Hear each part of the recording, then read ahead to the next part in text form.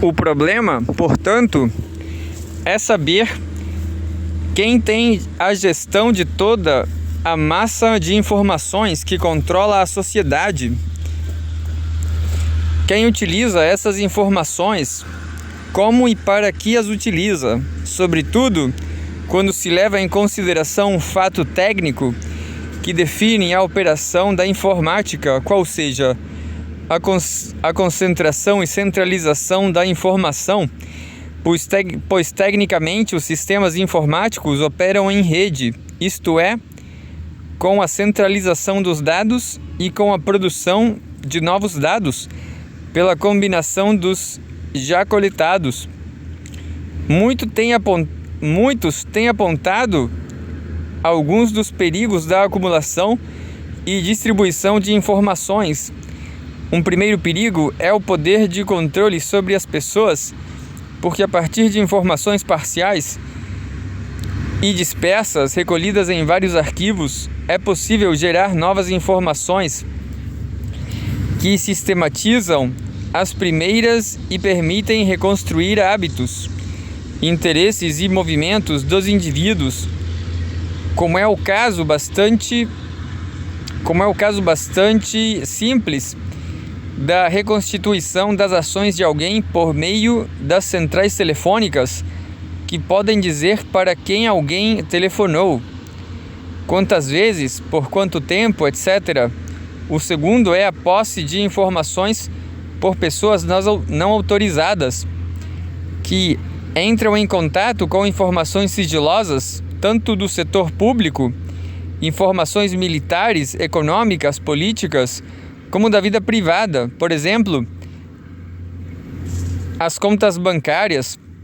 O terceiro está na possibilidade de uso das informações por poderes privados para controlar pessoas e instituições, assim como para causar-lhes dano, espionagem industrial e política, ação dos senhores do crime organizado, que usam as informações para praticar sequestros, chantagens, assassinatos. Benjamin falara dos efeitos da produção das obras de arte.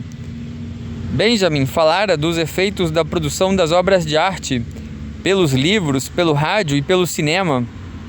McLuhan previra o término da galáxia Gutenberg, isto é, o mundo do livro impresso, com o advento da televisão. Ambos sublinharam as potencialidades de uma difusão cultural sem precedentes, na medida em que os novos meios de comunicação tornaram acessíveis as produções culturais do mundo todo. Esse mesmo efeito é trazido pela informática. Temos acesso imediato a museus e bibliotecas, jornais completos em praticamente todas as línguas. Com os multimídia dispomos de cinema, vídeo, música, noticiários, telecursos e teleconferências, ou a educação à distância. Do ponto de vista cultural, em sentido antropológico amplo, a informática leva ao limite a compressão espaço-temporal, a atopia e a acronia. A esse respeito, escreve McLuhan, como sempre, muito entusiasmado e deslumbrado. Abre aspas. No decorrer das eras mecânicas, entendemos nossos corpos no espaço.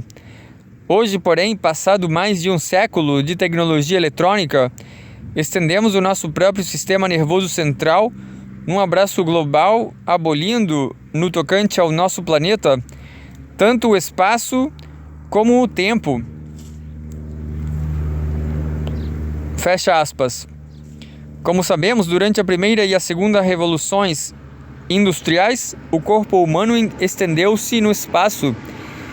Primeiro com o telescópio, o microscópio e a máquina a vapor.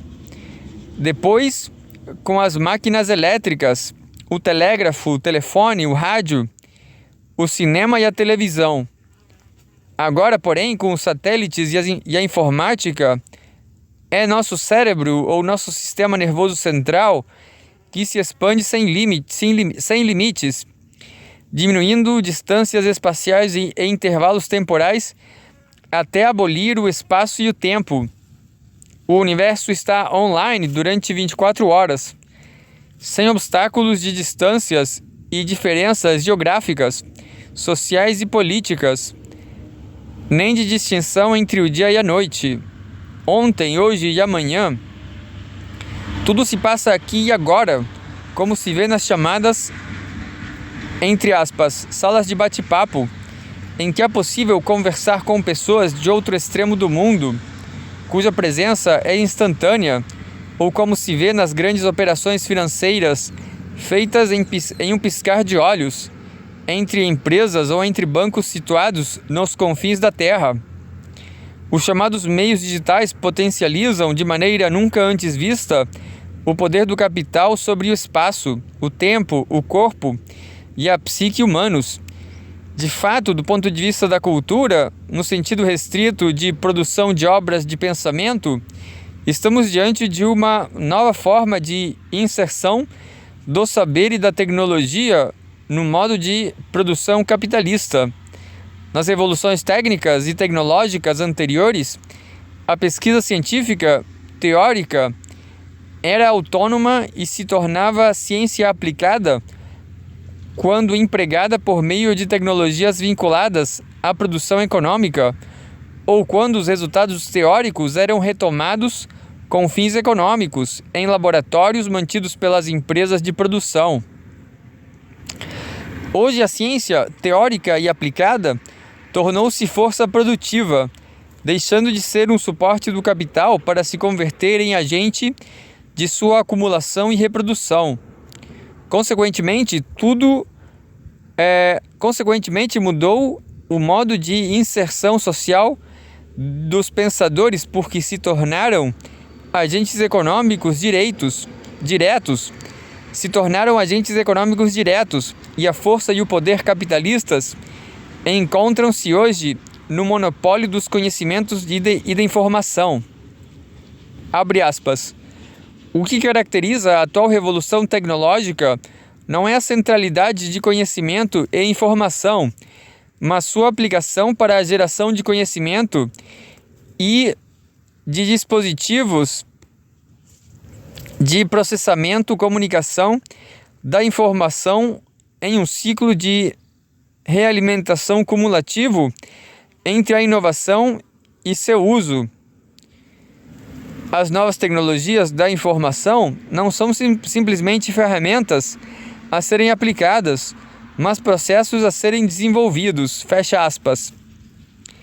Ora, essa mudança radical do lugar e do significado da ciência ultrapassa o sentido restrito da cultura, criação de obras de arte e de pensamento, para alcançá-la em seu sentido antropológico amplo, instituição social da ordem simbólica que determina a relação com o espaço, o tempo, o visível e o invisível, o sagrado e o profano, as formas do trabalho, a sexualidade, as formas do poder, os valores morais, religiosos e políticos, os hábitos alimentares, de vestuário, etc. Com efeito, abre aspas, há por conseguinte uma relação muito próxima entre os processos sociais de criação e manipulação de símbolos, a cultura da sociedade e a capacidade de produzir e distribuir bens e serviços, as forças produtivas. Pela primeira vez na história, a mente humana é a força direta de produção, não apenas um elemento decisivo no sistema produtivo. Assim, computadores, sistemas de comunicação, decodificação e programação estética são todos amplificadores e extensões da mente humana. O que pensamos e como pensamos é expresso em bens, serviços, produção material e intelectual, sejam alimentos, moradia, sistema de transporte e comunicação, mísseis, saúde, educação ou imagens. Com certeza, os contextos culturais, institucionais e a ação social intencional interagem de forma decisiva com o novo sistema tecnológico, mas este tem sua lógica própria, caracterizada pela capacidade de transformar todas as informações em um sistema comum de informações, em uma rede de recuperação e distribuição potencialmente úbica. Fecha aspas. A tradição da antropologia social havia estabelecido como referências de definição, comparação e avaliação das culturas a maneira como as trocas eram simbolicamente estruturadas: troca de mulheres ou sistemas de parentesco, troca de bens e objetos ou sistema econômico, troca de vontades ou sistema de poder, troca de signos ou sistema linguístico, e considerava a diferença entre culturas primitivas e civilizadas decorrente da ausência das primeiras e da presença nas segundas de mediadores ou mediações nos sistemas de troca, código civil, mercado, Estado e escrita. Isso permitia aos antropólogos afirmar que as sociedades civilizadas não são regidas por sistemas de trocas, que nelas há uma pluralidade de esferas socioculturais, cada qual com sua ordem e sua lógica próprias, e, portanto, conferir alto grau de autonomia entre essas esferas nas culturas civilizadas, isto é, capitalistas. As análises de Marx, porém, mostraram não só a articulação real entre essas esferas, determinadas pela materialidade econômica, mas também as razões pelas quais aparecem como se estivessem separadas ou como se fossem autônomas.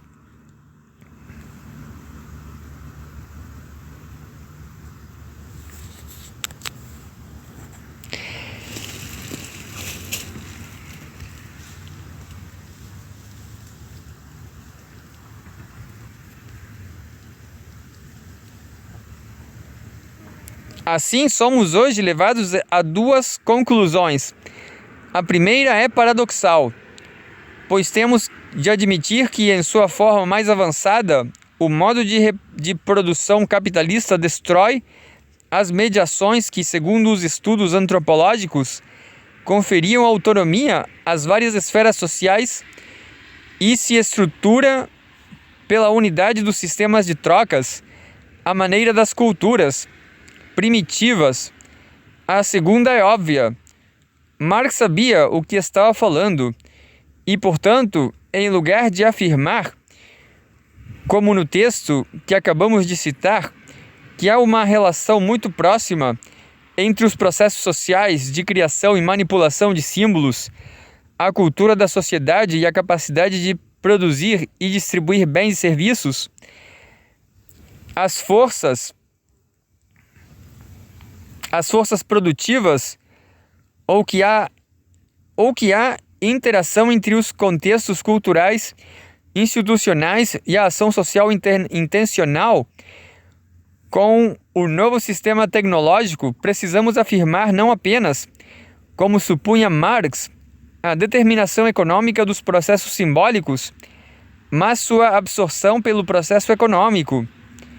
Aqui é imprescindível mencionar ainda uma vez a análise de Francisco de Oliveira sobre a passagem da economia social-demócrata ou estado do bem-estar social à neoliberal.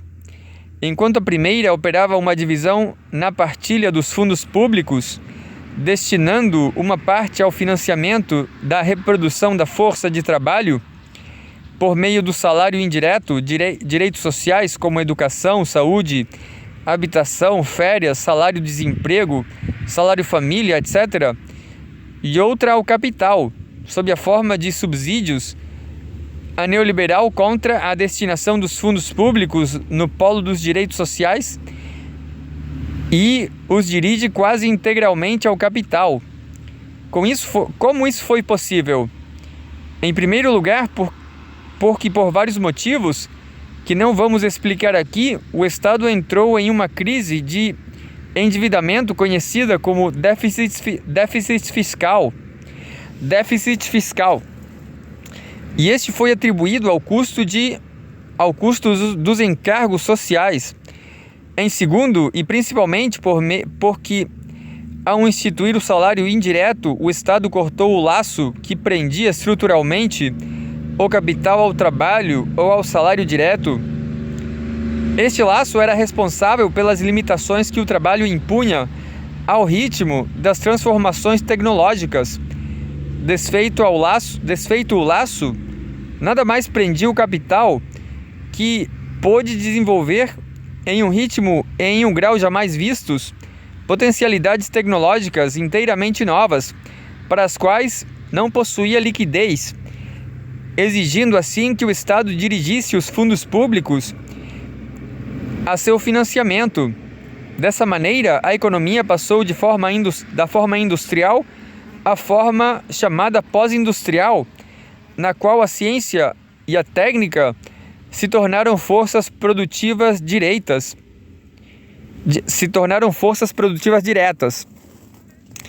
Se regressarmos agora ao texto que comentávamos, e em lugar de supor uma relação de proximidade ou uma interação entre o simbólico e o econômico,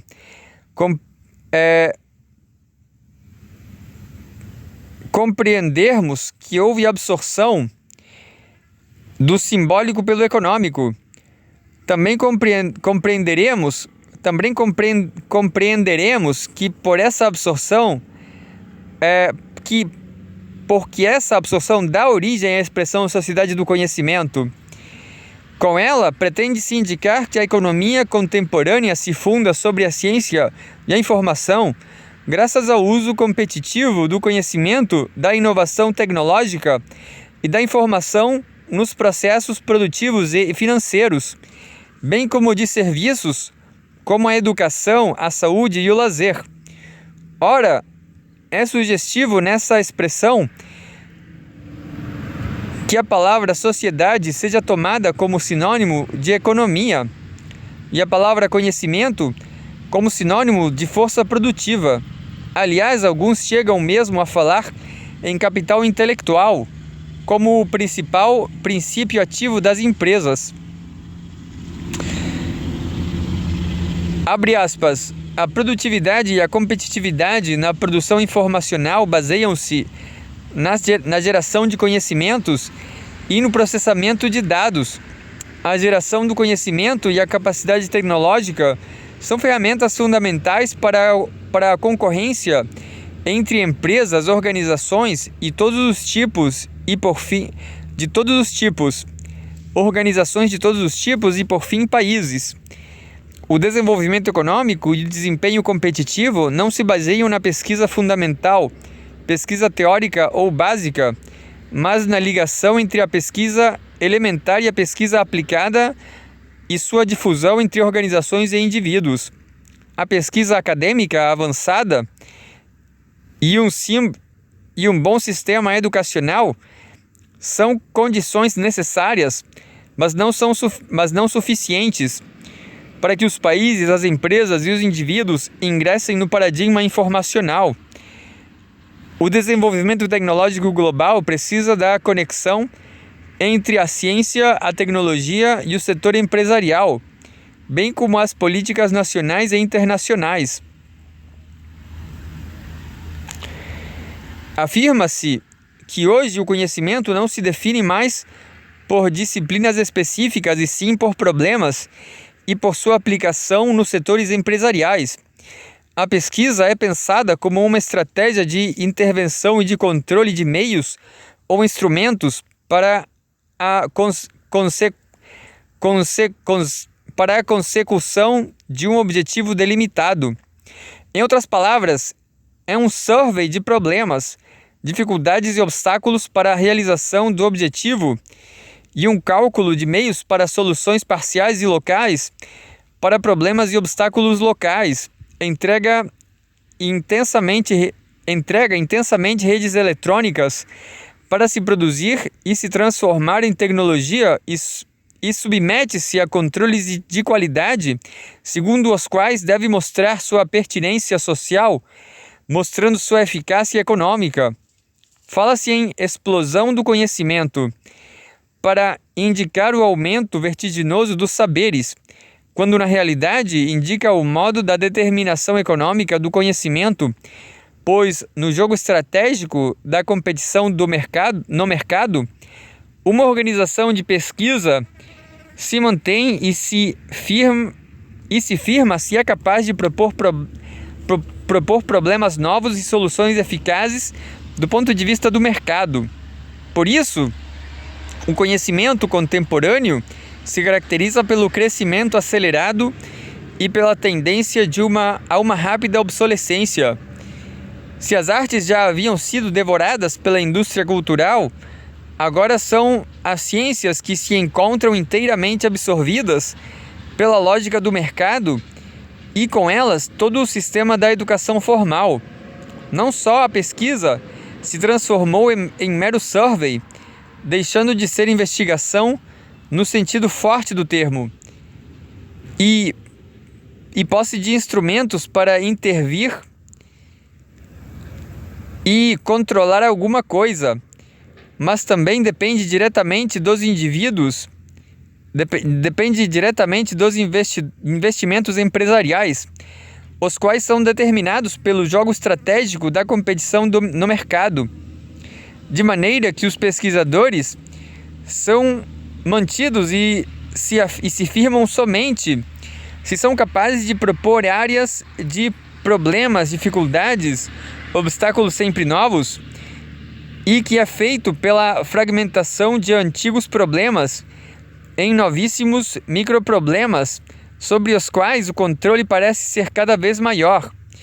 E como a sobrevivência depende dos investimentos, a competição, o segredo, o ocultamento de metodologias e resultados tornam-se o ocultamento de metodologias e resultados tornam-se práticas com que os cientistas avalizam a tecnologia liberal da racionalidade, da guerra de todos contra todos e da vitória do mais apto, no caso do mais esperto.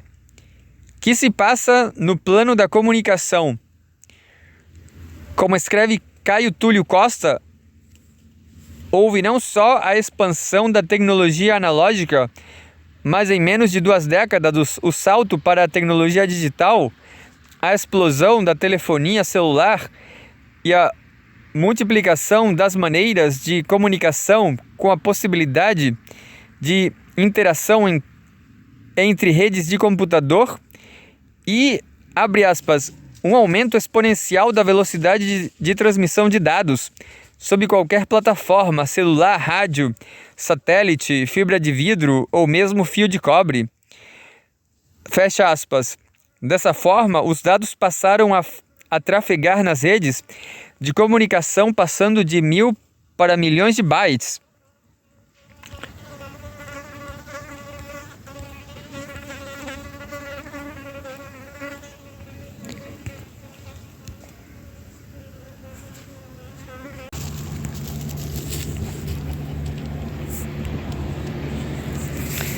A tecnologia do sistema digital modifica totalmente a forma da comunicação, pois pode integrar em um único sistema de distribuição e recepção a televisão, a internet, o cinema, a telefonia de voz e imagem, redes de dados distribuídos pela casa ou pelo escritório para cada aparelho receptor.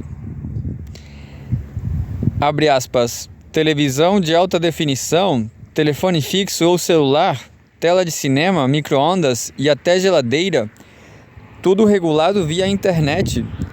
Cada canal de seus infindáveis canais vai permitir uma aplicação diferente. Não causa espanto que companhias de produtos eletrônicos e empresas de telecomunicações estejam em disputa para controlar esse negócio de ponta a ponta. Em outras palavras, o sistema digital produz um salto naquilo que surgiu na segunda metade da década de 90, a chamada multimídia, sistema de comunicação que integra diferentes veículos de comunicação e seu potencial interativo. A multimídia, abre aspas, Estende o âmbito da comunicação eletrônica para todos os domínios da vida, da casa ao trabalho, das escolas aos hospitais, do entretenimento às viagens. Em meados dos anos 90, governos e empresas do mundo inteiro empenharam-se numa corrida frenética para a instalação do novo sistema, considerado uma ferramenta de poder, fonte potencial de altos lucros e símbolo da hipermodernidade, fecha aspas. Nenhum país tinha condições para sozinho dar forma ao sistema multimídia, uma vez que, em função da escala dos investimentos em infraestrutura, os governos não dispunham de recursos para atuar com independência. Formaram-se consórcios empresariais regionais globais, com a fusão de companhias telefônicas, operadoras de TV a cabo, operadoras de transmissão de TV por satélite, estúdios de cinema, gravadoras de discos, editoras, jornais, empresas de computadores e provedores da internet, além de novas formas de integração tecnológica como Web TV e City Web. O desenvolvimento de um sistema multimídia integrado, porém, não exige apenas gigantescos investimentos em infraestrutura e programação, mas ainda a definição do chamado ambiente regulador, isto é, quem manda em quem e no que, dificultado por conflitos e litígios óbvios e previsíveis entre empresas, partidos políticos e legisladores do governo. Abre aspas. Em tais condições, só grupos poderosíssimos resultantes de alianças entre empresas de comunicação de massa, operadoras de comunicação, provedores de serviços de internet e empresas de computadores estarão em posição de dominar os recursos econômicos e políticos necessários para a difusão da multimídia. Assim, haverá um sistema multinacional, porém com toda probabilidade será decisivamente moldado pelos interesses comerciais de uns poucos conglomerados ao redor do mundo. Fecha aspas.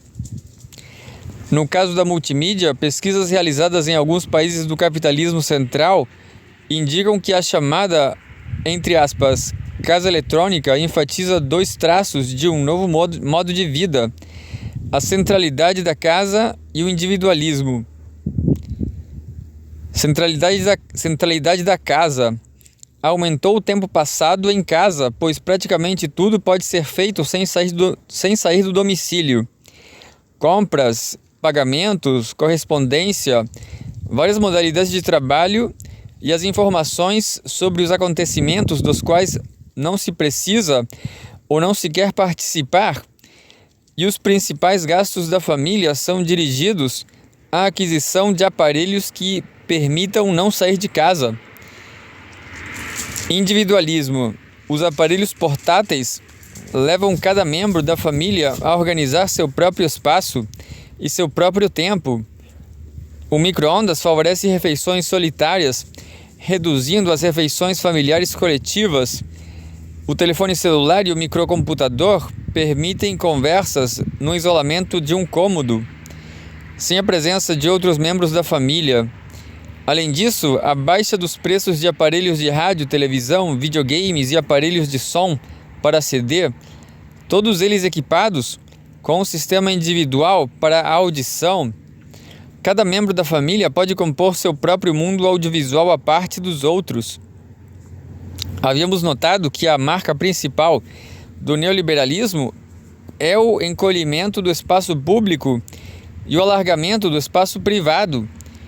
Esse alargamento se manifesta não somente no plano econômico, isto é, na concentração oligopólica das empresas de comunicação, mas também na forma da sociabilidade. A, entre aspas, centralidade da casa exprime exatamente a ampliação do espaço privado. Havíamos observado também que a condição pós-moderna é inseparável do elogio da intimidade que, nos meios de massa, reforça o narcisismo. O individualismo mencionado nas pesquisas exprime uma cultura e uma sociedade narcisistas. Uma cultura e uma sociedade narcisistas. Outras pesquisas indicam o crescimento da estratificação social entre os usuários, ou seja, o peso das diferenças de classe, etnia e gênero, pois o acesso à multimídia depende não só de condições econômicas, dinheiro, infraestrutura física da casa, disponibilidade de tempos, mas também de condições educacionais e culturais, conhecimento de várias línguas, conhecimentos gerais básicos para poder buscar informações e formas de interação entre elas, de sorte que surgem dois tipos de usuários: o que é capaz de ação seletiva e interativa e o que só é capaz de recepção de pacotes enviados pelo emissor. Em outras palavras, a multimídia reforça a exclusão social do ponto de vista econômico e a hierarquia do ponto de vista social e cultural. A multimídia potencializa um fenômeno que já tínhamos frisado ao nos referirmos à televisão, qual seja a distinção entre as mensagens e entre os conteúdos. Como todas as mensagens estão integradas em um mesmo padrão cognitivo e sensorial, uma vez que educação, notícias e espetáculos são fornecidos pelo mesmo meio, os conteúdos se misturam e se tornam indiscerníveis. Essa mescla dos conteúdos é agravada e reforçada pela encenação, programas educativos em forma de videogames, notícias em forma de espetáculo, transmissão de sessões do Poder Legislativo ou do Sistema Judiciário, como se fossem novelas, jogos esportivos, como se fossem coreografias de dança, etc. Em suma, como nas mídias tradicionais, o simbólico é devorado pelas imagens. Os contextos semânticos são fragmentados e unificados com a mistura de sentidos aleatórios. Essa situação é ainda mais agravada com a chamada televisão digital, que instaura a, entre aspas, convergência na comunicação. Isto é, todos os meios em um único suporte de distribuição. A indústria da mídia, abre aspas, utilizará necessariamente a informática, tanto no hardware quanto no software. O conteúdo e a arte, na informação e no entretenimento, e as tecnologias de distribuição, no ar ou nas fibras. Finalmente, a multimídia unifica em um único universo digital manifestações culturais distintas no espaço e no tempo, diferentes por sua origem, classes sociais, nacionalidades, etnias, religiões, estados, centros de pesquisa, etc. Diversas por seu conteúdo e sua finalidade: informação, educação, entretenimento, política, artes, religião, dando origem à cultura virtual. Conhecemos a distinção entre virtual e real. Virtual é o que existe sem estar diretamente presente ou dado em nossa experiência. Ausente como um dado, está presente como condição de nossa experiência. Por exemplo, só podemos ver as coisas graças à profundidade, mas não a vemos. Ela é uma presença invisível, aquilo que não vemos, mas que é condição para nossa visão. Virtual é também o que existe com uma possibilidade de poder concretizar-se. Por exemplo, uma escultura pode estar virtualmente em um pedaço de mármore e pode concretizar-se graças ao trabalho do escultor.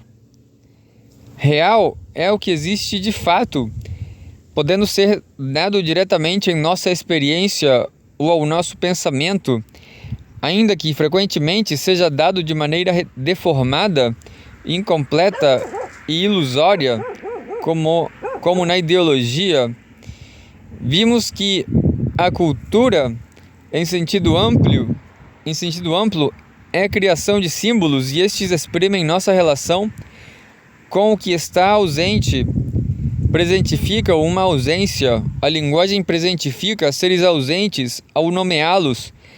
Isto é, as palavras são símbolos que tornam presente o que está ausente. Nas religiões, os ritos e cerimônias são símbolos ou atos simbólicos que presentificam as divindades ausentes. O trabalho é uma prática que produz ou torna presente algo que existia. E o produto exprime, isto é, simboliza o produtor. Por isso, no trabalho alienado que produz mercadorias, o que é simbolizado não é o trabalhador e sim o capital. A cultura é, portanto, uma ordem simbólica e opera com a distinção entre presença ou realidade e ausência ou virtualidade. Ora, a peculiaridade da multimídia está em que ela produz realidade virtual ou virtualidade real, ou seja, torna indistintos os dois aspectos que a cultura sempre distinguiu, pois essa distinção é essencial a ela como ordem simbólica. O que é o sistema de comunicação multimídia?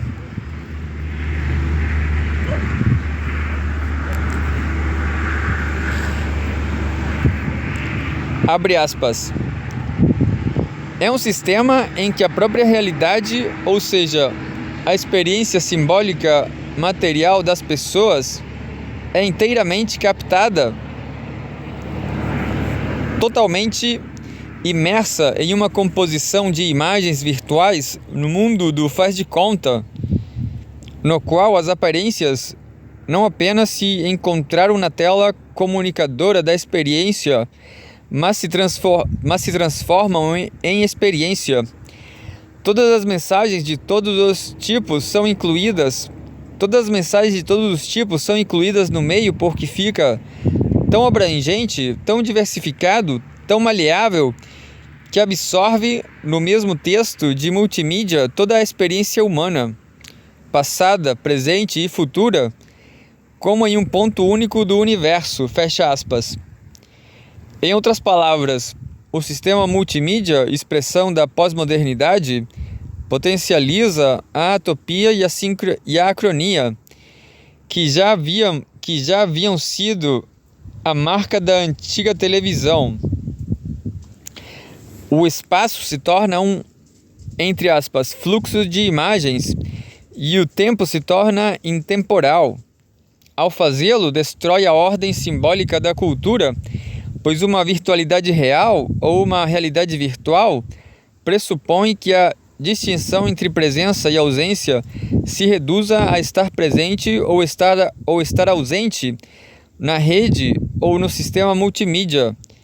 Anteriormente, a TV era o mundo. Agora o mundo é a rede multimídia, confirmando o dito de Marx de que, no modo de produção capitalista, entre aspas, tudo que é sólido se desmancha no ar.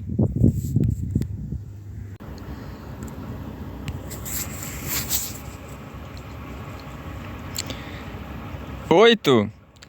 A questão central: os meios de comunicação como poder. Podemos focalizar a questão do exercício do poder pelos meios de comunicação de massa sob dois aspectos principais, quais sejam o econômico e o ideológico. Do ponto de vista econômico, os meios de comunicação são empresas privadas, mesmo quando, como é o caso do Brasil, rádio e televisão são concessões estatais, pois estas são feitas a empresas privadas, ou seja, os meios de comunicação são uma indústria, a indústria cultural, regida pelos imperativos do capital. Tanto é assim que, sob a ação da forma econômica neoliberal ou da chamada globalização, a indústria da comunicação passou por profundas mudanças estruturais, pois, abre aspas, num processo nunca visto de fusões e aquisições, companhias globais ganharam posições de domínio na mídia. Fecha aspas. Além da forte concentração, os oligopólios beiram o monopólio. Também é significativa a presença no setor das comunicações de empresas que não tinham vínculos com ele nem tradição nessa área. O porte dos investimentos e a perspectiva de lucros jamais vistos levaram grupos proprietários de bancos, indústria metalúrgica, indústria elétrica e eletrônica, fabricantes de armamentos e aviões de combate, indústria de telecomunicações a adquirir mundo afora, jornais, revistas, serviços de telefonia, rádios e televisões, portais de internet, satélite, etc. Essas mudanças nos fazem compreender que o poder econômico, graças ao qual os meios de comunicação instituem o espaço e o tempo públicos, não é exercido por agentes que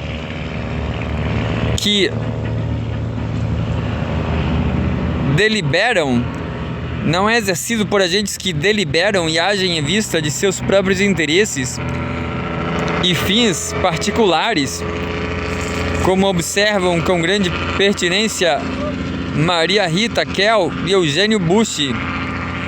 O sujeito do poder não são os proprietários dos meios de comunicação, nem os estados, nem grupos e partidos políticos, mas simplesmente e gigantescamente o próprio capital. O poder midiático, escrevem eles, é um mecanismo de tomada de decisões que permite ao modo de produção capitalista transubstanciado em espetáculo sua reprodução automática. Os proprietários dos meios de comunicação são suportes do capital. Evidentemente, não se trata de negligenciar o poder econômico dos senhores dos conglomerados midiáticos, nem sua força para produzir ações ou efeitos sociais, políticos e culturais. No entanto, em um nível mais profundo, trata-se de compreender, como mostram as análises de Kell e Bush, reatando laços como as de Benjamin, Adorno e Horkheimer,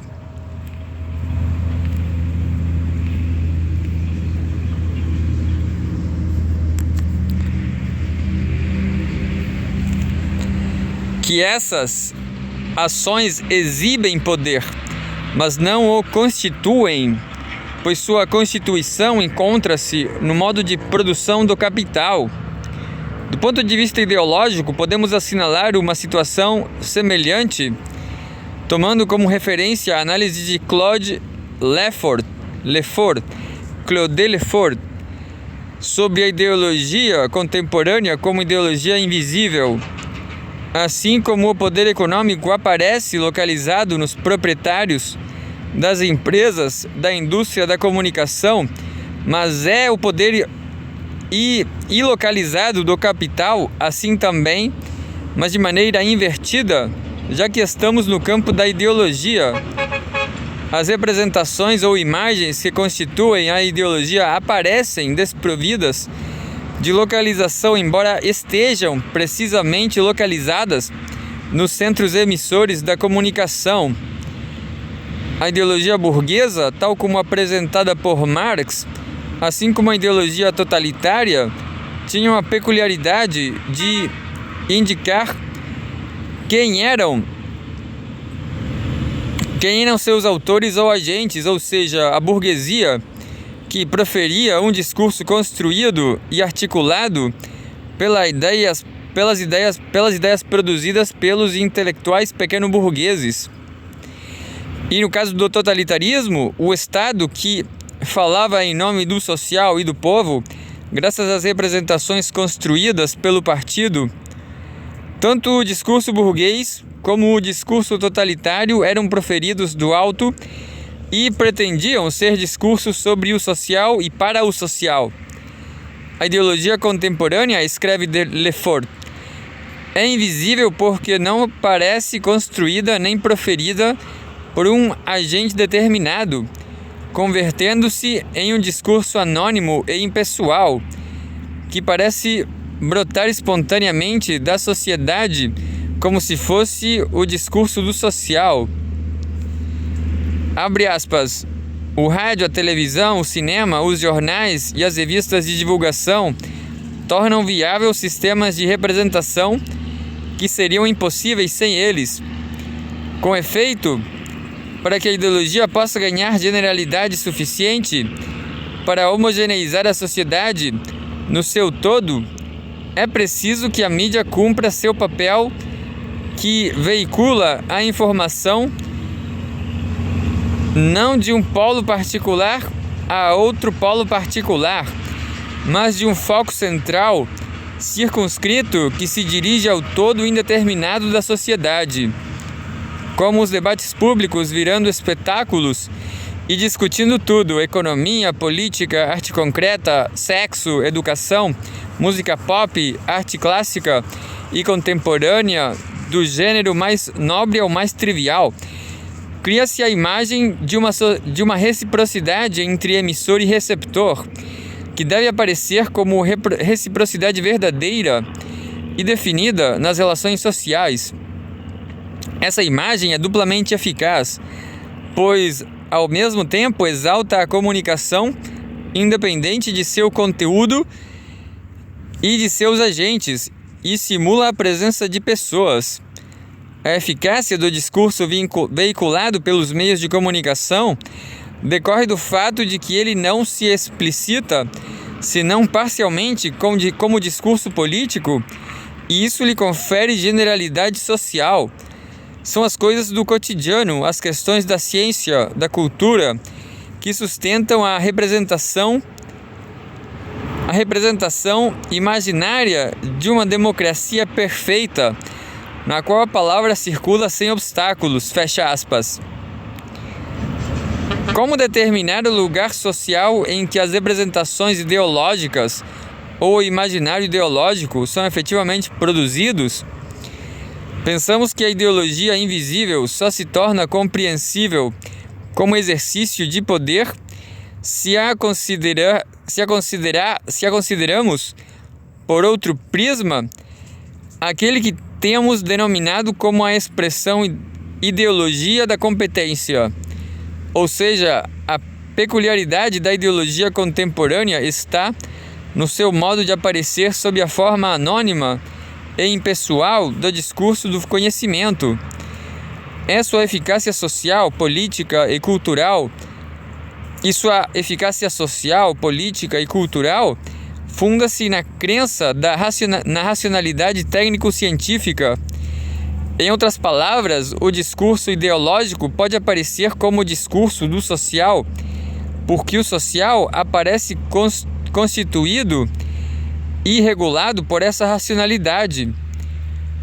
Quando nos referimos aos vários procedimentos empregados pela mídia, entrevistas, jornalismo opinativo e assertivo, programas de auditório e esportivos, telenovelas, noticiários, indagamos quem era o sujeito da comunicação e pudemos observar que o sujeito é sempre o próprio meio de comunicação, o entrevistador, o jornalista, o repórter, o animador, o locutor e, evidentemente, a câmera e a direção do programa. Quando passamos às novas e mais recentes tecnologias de comunicação, observamos a transformação da ciência e da técnica em forças produtivas e o surgimento da, entre aspas, sociedade do conhecimento, isto é, da identidade entre poder e informação. Nos dois casos, o discurso tem a forma de um discurso do conhecimento e em ambos está em ação a ideologia da competência. A ideologia da competência pode ser resumida da seguinte maneira: não é qualquer um que pode em qualquer lugar e em qualquer ocasião dizer qualquer coisa a qualquer outro. O discurso competente determina de antemão quem tem o direito de falar e quem deve ouvir, assim como predetermina os lugares e as circunstâncias em que é permitido falar e ouvir, e, finalmente, define previamente a forma e o conteúdo do que deve ser dito e precisa ser ouvido. Essas distinções têm como fundamento uma distinção principal, aquela que divide socialmente os detentores de um saber ou de um conhecimento científico, técnico, religioso, político, artístico, que podem falar e têm o direito de mandar e comandar, e os desprovidos de saber, que devem ouvir e obedecer. Em outras palavras, a ideologia da competência institui a divisão social entre os competentes que sabem e os incompetentes que obedecem. Enquanto discurso do conhecimento, essa ideologia opera como a figura do especialista. Os meios de comunicação não só se alimentam dessa figura, mas não cessam de instituí-la como sujeito da comunicação. O especialista competente é aquele que no rádio, na TV, na revista, no jornal ou no multimídia divulga saberes falando das últimas descobertas da ciência ou nos ensinando, por exemplo, a maneira do resenhista de que falamos no início, como escrever um livro ou um artigo. O especialista competente nos ensina a bem fazer sexo, jardinagem, culinária, educação das crianças, decoração da casa, a ter boas maneiras, a usar roupas apropriadas em horas e locais apropriados, como amar Jesus e ganhar o céu, meditação espiritual, como ter um corpo juvenil e saudável, como ganhar dinheiro e subir na vida. O principal especialista, porém, não se confunde com nenhum dos anteriores, mas é uma espécie de síntese construída a partir das figuras precedentes. É aquele que explica e interpreta as notícias, os acontecimentos econômicos, sociais, políticos, culturais, religiosos e esportivos. Aquele que devassa e leva e rebaixa entrevistados, zomba, premia e pune calouros, em suma, o formador de opinião e o comunicador.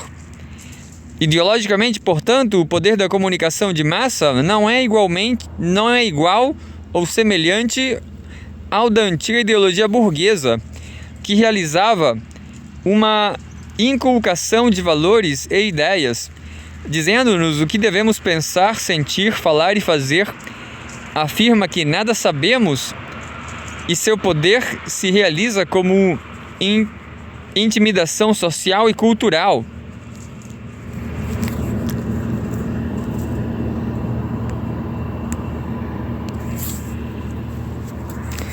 Todavia, é preciso compreender o que torna possível essa intimidação é a eficácia da operação dos especialistas. O que as possibilita é, de um lado, a presença cotidiana, explícita ou difusa, em todas as esferas de nossa existência, da competência como forma que confere sentido racional às divisões assimétricas, desigualdades, hierarquias sociais, em suma, a interiorização da ideologia pela sociedade e, de outro, sua manifestação reiterada e perfeita na estrutura dos meios de comunicação, que por meio do aparato tecnológico, da atopia e da acronia, e dos procedimentos de encenação e de persuasão, aparecem com a capacidade mágica de fazer acontecer o mundo. Ora, essa capacidade é a competência suprema, a forma máxima do poder, o de criar a realidade, e esse poder é ainda maior, igualando-se ao divino, quando, graças a instrumentos técnicos científicos, essa realidade é virtual ou a virtualidade é real. O poder ideológico político se realiza com produção de simulacros.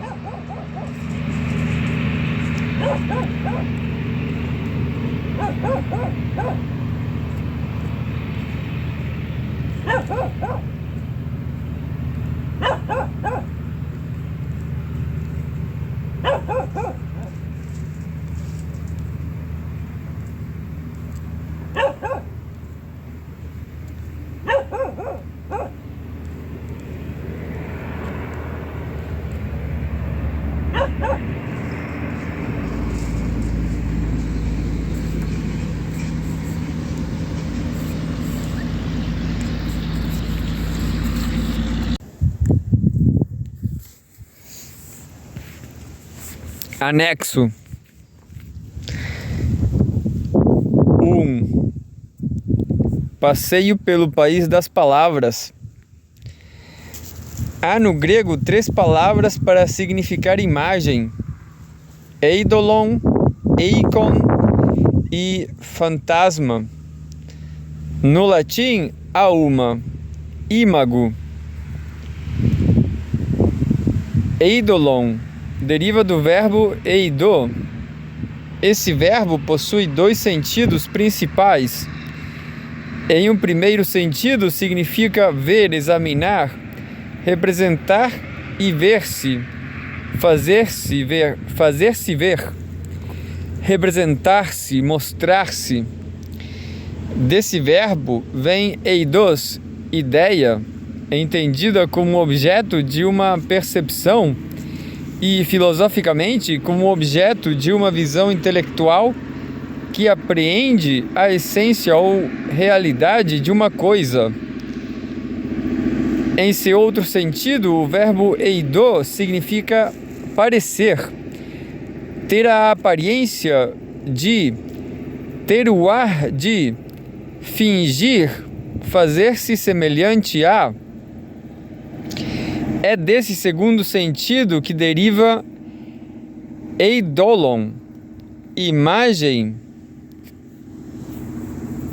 aparência, reprodução, ídolo, retrato, imagem refletida, imagem concebida pela imaginação, pintura, escultura, imagem dos sonhos. Assim, do mesmo verbo provém 2 palavras diferentes: ideia e imagem. Qual a diferença entre elas? De acordo com vários filósofos gregos, o eidos, ideia, é a própria coisa que se faz presente ao pensamento. Ela é diretamente vista ou compreendida pelo olho do espírito. Em contrapartida, no eidolon, imagem, é a coisa tal como chega a um sujeito através de um intermediário, isto é, de um meio, ou seja, a coisa precisa da mediação da imagem para ser percebida. A imagem atua sobre nossos órgãos dos sentidos a fim de que a coisa seja percebida. Em latim, meio se diz medium e no plural, media, os meios. É essa palavra latina que aparece na expressão inglesa mass media, cuja pronúncia em inglês é mídia, que literalmente significa dar a perceber as coisas por intermédio de imagens visuais e sonoras, isto é, por meio de signos ou sinais. Eikon vem do verbo eiko, que significa ser semelhante a, assemelhar-se, parecer bom ou conveniente, dar a impressão de, ser verossímil, verossimilhante, provável. Eikon é a imagem que, por meio da semelhança ou da similitude, reproduz a coisa. Retrato, quadro, pintura, escultura, imagem refletida na água ou no espelho, é o ícone. Eidolon, imagem ou ídolo, Eidolon, imagem ou ídolo, é a imagem referida ao sujeito que vê, contempla, observa, conhece.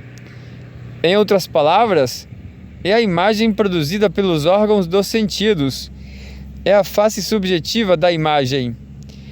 Eikon, imagem ou ícone, é a imagem referida à própria coisa reproduzida, espelhada, refletida. Em outras palavras, é a coisa em imagem, sua face objetiva.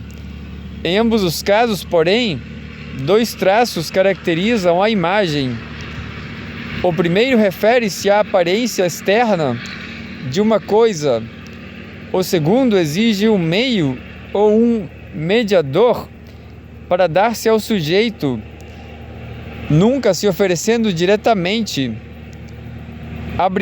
entre aspas, em pessoa, mas por meio de outra. O eidolon precisa da mediação dos órgãos dos sentidos. O eikon precisa de materiais ou de instrumentos que reproduzam a figura da coisa. Fantasma pertence à família do substantivo phos, a luz, e do verbo phaino, que significa fazer brilhar, fazer aparecer, mostrar, mostrar-se, manifestar, manifestar-se, dar a conhecer, guiar, explicar, mostrar o caminho. Phaedo é o sol, Taphaea são os olhos. Phainomenon, fenômeno, é o visível, o manifesto, o claro. Fantasia é a imaginação como construção de imagens a partir da percepção. Fantasma é a imagem percebida que permanece em nós, vinda diretamente da coisa percebida e guardada na fantasia.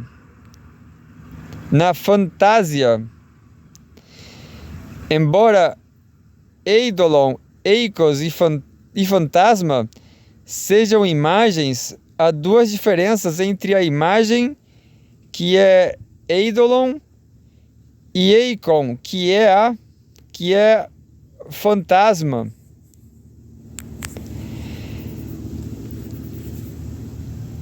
A primeira diferença, eidolon e eikon necessitam de um medium para reproduzir a forma de alguma coisa. O fantasma é a presença imediata em nós da coisa em imagem, sem mediação, ou seja, entre a coisa e nós nada se interpõe. A segunda diferença, eidolon e eikon, são referidos às imagens das coisas externas a nós. Fantasma, as imagens que permanecem em nós depois da percepção das coisas externas. O fantasma é imagem interior e justamente por isso nada se interpõe entre ela e nós. Donde a importância que séculos mais tarde a psicanálise dará aos fantasmas, pois são eles que habitam nosso inconsciente e são mesmo formados por nosso inconsciente a partir de imagens percebidas e esquecidas ou censuradas. A palavra latina imago significa imagem, representação, fantasma, retrato, aparência por oposição à realidade.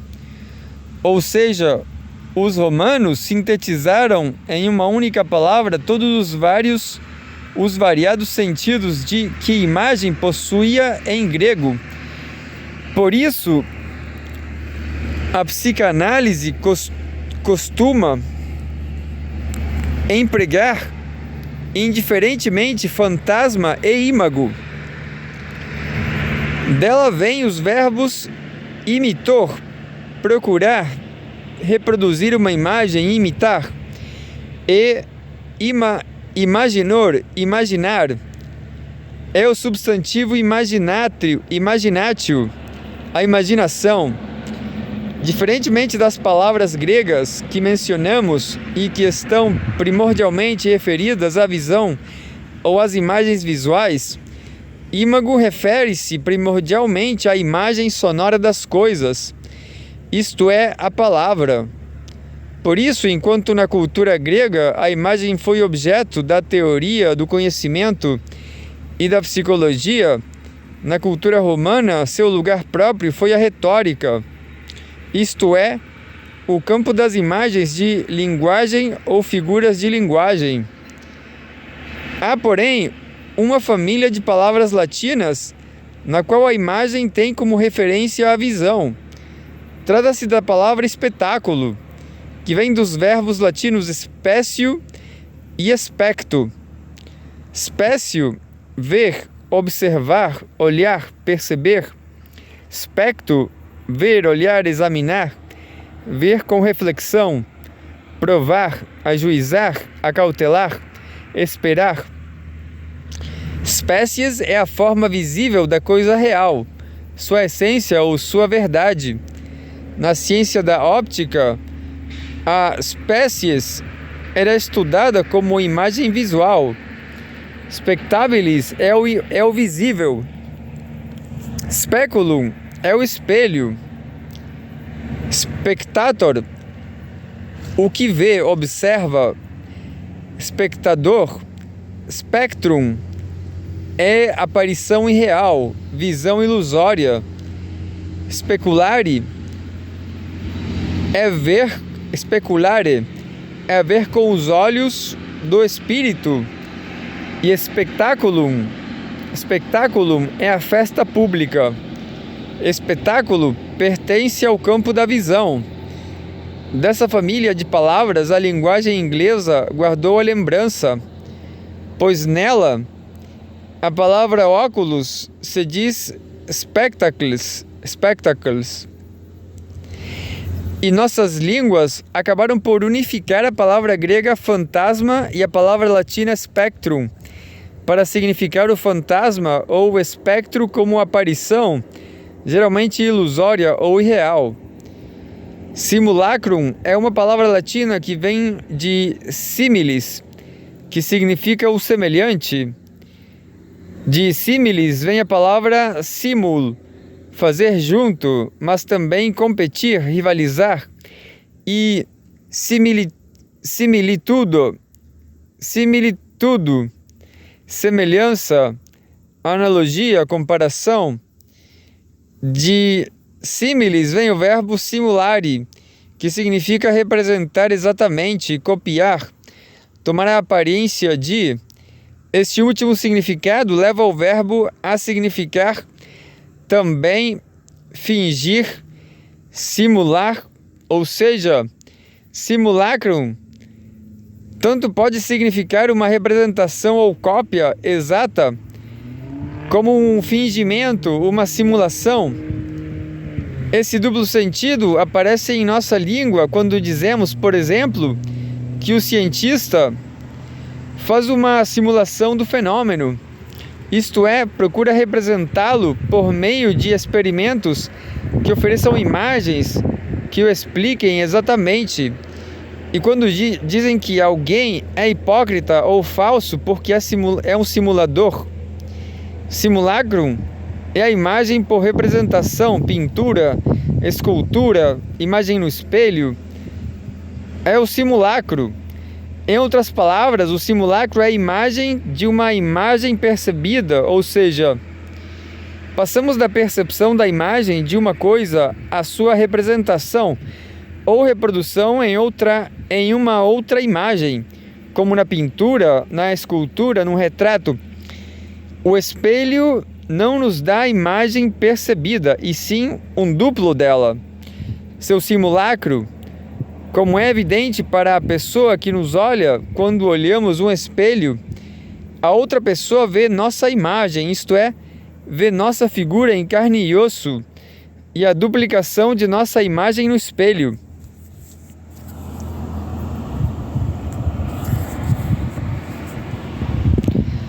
Dois, Breve referência às primeiras teorias do conhecimento. 3 grandes teorias do conhecimento foram elaboradas pela filosofia a partir dessas palavras.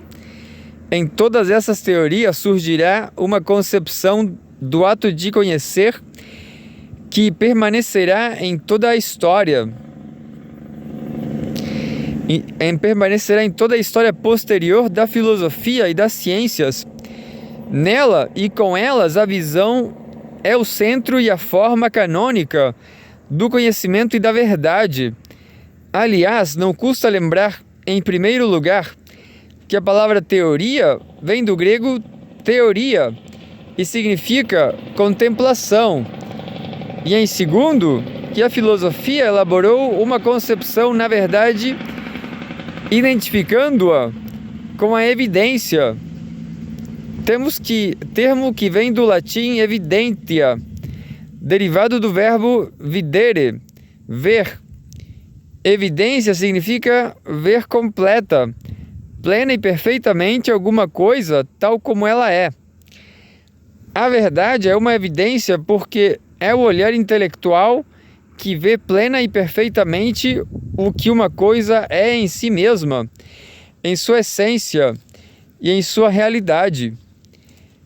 A primeira teoria é a de Platão, que transforma em oposição a diferença entre eidolon e eidos, ou seja, eidolon é a imagem sensorial e se opõe a eidos, a ideia, conhecida apenas pelo espírito ou pelo intelecto.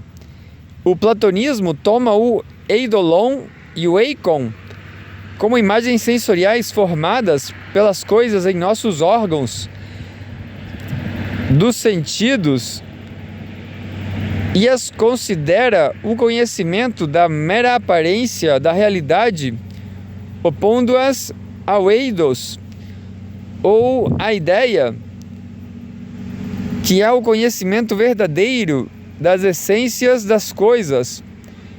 Recusa assim que o conhecimento por imagens, a percepção e a imaginação possa ser verdadeiro. Vem, portanto, de Platão a oposição entre imagem e ideia, aparência e essência, falsidade e verdade.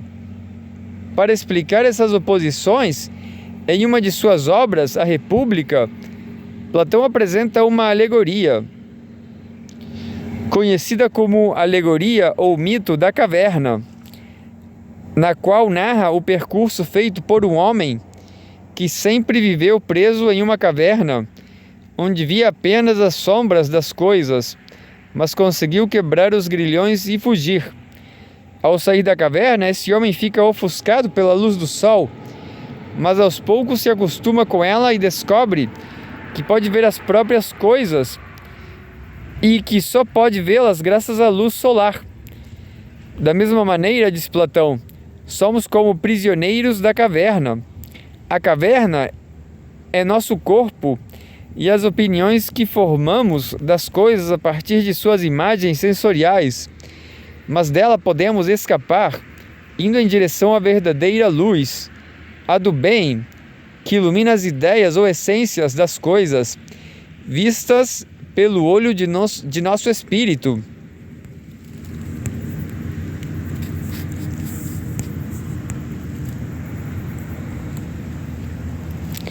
A segunda teoria é a de Aristóteles, que toma o eidolon e o eikon como a primeira forma que uma ideia tem em nosso espírito, na medida em que nossas ideias nascem da sensação e da percepção das coisas, isto é, tem como ponto de partida as imagens. Nessa teoria, o conhecimento por imagens não deve ser abandonado e sim compreendido, pois é a etapa inicial, preparatória e necessária do conhecimento por ideias. Tornar-se-á célebre a afirmação aristotélica de que nada se encontra no intelecto que não tenha passado primeiro pela sensação, com exceção do próprio intelecto, o qual é conhecido diretamente e por si mesmo, sem referência às sensações.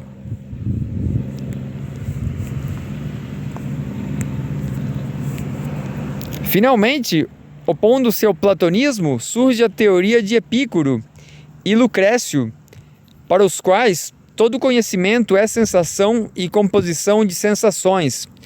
Uma ideia nada mais é do que uma composição de imagens sensoriais. De acordo com esses dois filósofos, a imagem é uma fina película que as coisas emitem incessantemente. Essa película é a coisa duplicada em imagem. Lucrécio, que é latino, chama essa película de simulacrum. No primeiro sentido desta palavra, isto é, representação ou cópia exata de uma coisa, a película ou simulacrum é o médium ou a mediação entre nós e as coisas, reproduzindo a figura e as qualidades da coisa que a emite. As películas ou simulacra se desprendem incessantemente das coisas, ficam soltas no ar e, quando encontram nosso corpo, produzem a sensação e a percepção, isto é, imagens visuais, sonoras, táteis, olfativas e gustativas. A composição dessas imagens nos dá a percepção completa da coisa.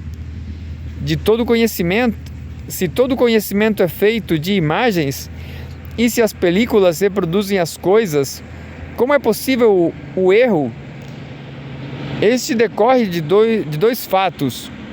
Ou as películas, sem cessar, volteiam velozmente pelo ar, encontram-se com outras e se deformam, chegando distorcidas a nossos órgãos dos sentidos, ou as películas que chegaram a nós se compõem com outras que já estavam em nós e todas se deformam.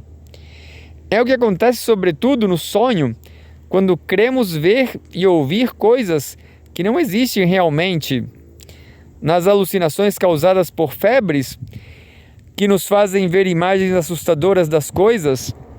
Na doença, quando, por exemplo, nosso paladar sente apenas o amargo ou o ácido dos alimentos e das bebidas, não os percebemos corretamente. E na loucura, quando passamos a conviver com coisas e pessoas irreais. A distorção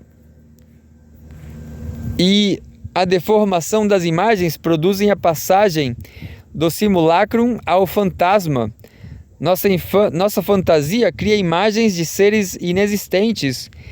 Ora, como fantasma é a imagem de algo percebido que permanece em nós, ou seja, a imagem interior que é imediatamente dada sem que nada se interponha entre ela e nós, não podemos deixar de acreditar nela. Passamos assim a crer na existência de seres inexistentes porque formamos interiormente imagens deles. Uma vez que as imagens percebidas são distorcidas e deformadas e que, permanecendo em nós depois da percepção, se tornam fantasmas. Estes, por seu aspecto incomum ou inusitado, nos apavoram e aterrorizam. Desse medo, diz Lucrécio, nascem a superstição e a religião.